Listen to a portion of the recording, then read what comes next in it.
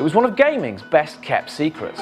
For the past 2 years, a team within Naughty Dog, creators of the Uncharted series, has been quietly working away on a project it believes will tell a story like nothing you've ever experienced before.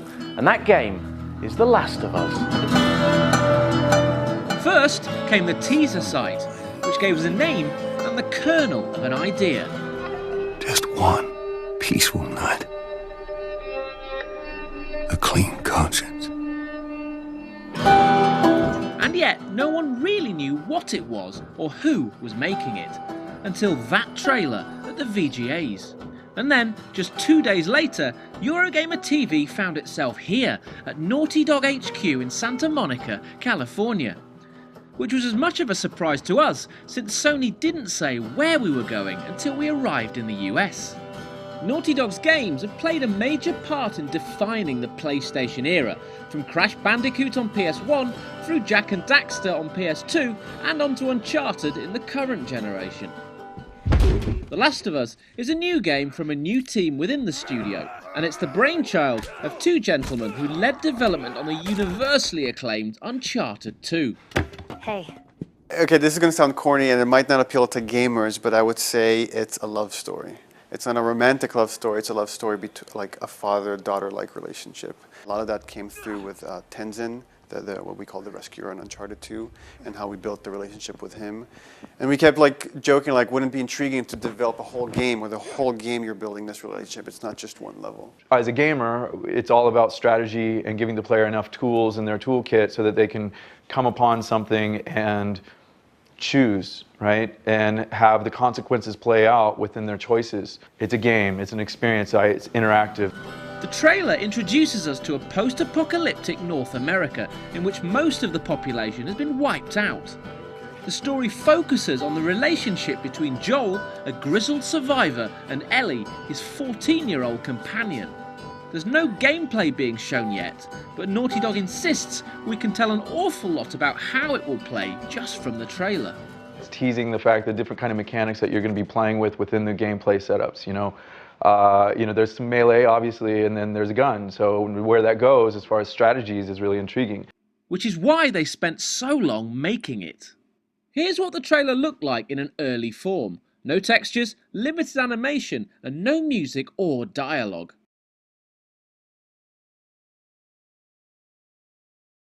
Once they were happy with the structure, they got the actors in to perform it. He's been called a violent thug, a brutal killer, and a torturer.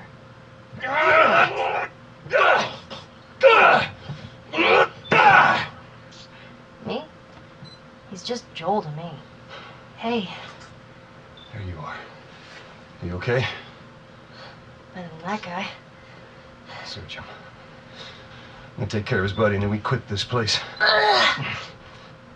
We're probably steering away from talking about gameplay right now. But we could probably say like it's story driven, right? It's definitely story driven, and we look at this. There's a marriage, right? The holy triangle is story, gameplay, and art, and they all have to work off of each other. We approached this genre because we felt no one is really getting to the heart of it, which tells you something about the human condition, right? That's what you want to do as a storyteller. That's what we want to do as storytellers. We're telling it kind of the way we've been developing this method at Naughty Dog. We feel like we're evolving it, but I can't say anymore. So while we're not yet able to see this third-person survival adventure in action, we did get to have a poke around the studio and speak to some of its creators. Even with the very early sketches, we try to contrast the characters with the environment, so to show that they don't belong in this reclaimed by nature city. My job actually was to compose everything together, make sure that the environment and characters work together, and of course do some final touch-ups so the final image could look like this. So you did some kind of like initial studying and discussion about what the character should feel like, especially for Ellie, like trying to get the right amount of dirt on her face, the right amount of freckles, and trying not to make her feel too pretty or like trying too hard, trying to make her feel like natural, but still have an appeal. That was very challenging. One of the really cool things that Naughty Dog does is they employ an editor per project that is in charge of helping with everything that makes it cinematic, and from the cutscenes to the dialogue, both in-game and in the cutscenes themselves. I helped put together the viral video with all the news footage and such, and the ant video that went out that drove everybody insane.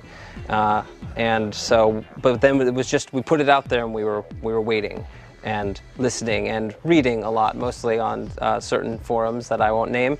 And everybody was just getting more and more excited as people came up with clues and got really close and found the secret in the Uncharted game, and then completely ignored it. And here is the finished article. It never lets up.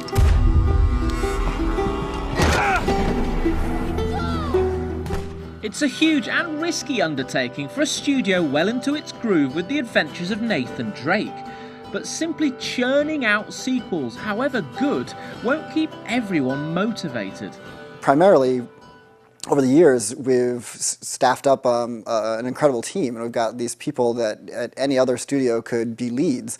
And you know, when you start having a franchise like Uncharted, we become a target for headhunters and recruiters, and like, you know, basically everybody in the company's had their desk called and you know, ask if they'd like to come work someplace else. And you know, we were afraid that if we did not give these people the opportunity to grow and take on more responsibility and try something different in their career, that, you know, one day one of those calls might stick. So you know, really we just wanted a chance to embrace the talent that we had here and give them another shot.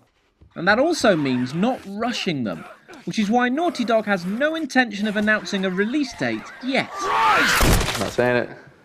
You're not going to tie yourselves into a release date as early as Uncharted 3? We have a lot of work to do and whatever. It's not even about tying ourselves in. It's just, there's no reason right now. We're going to just make sure we have enough time to make this game the thing we want it to be. Yeah, it's going to be amazing, and it's going to be a completely amazing experience that no player has experienced before. The genre, the characters, the development, everything. Certainly, not only can a franchise see fatigue from its fans, but it's going to see fatigue from its fans a lot faster if the team is feeling fatigue from it. So that's why it's important for us to always tackle fresh content, and sometimes that's in the same franchise, and sometimes that's starting a new IP. You may, by now, be wondering what the Uncharted team is up to.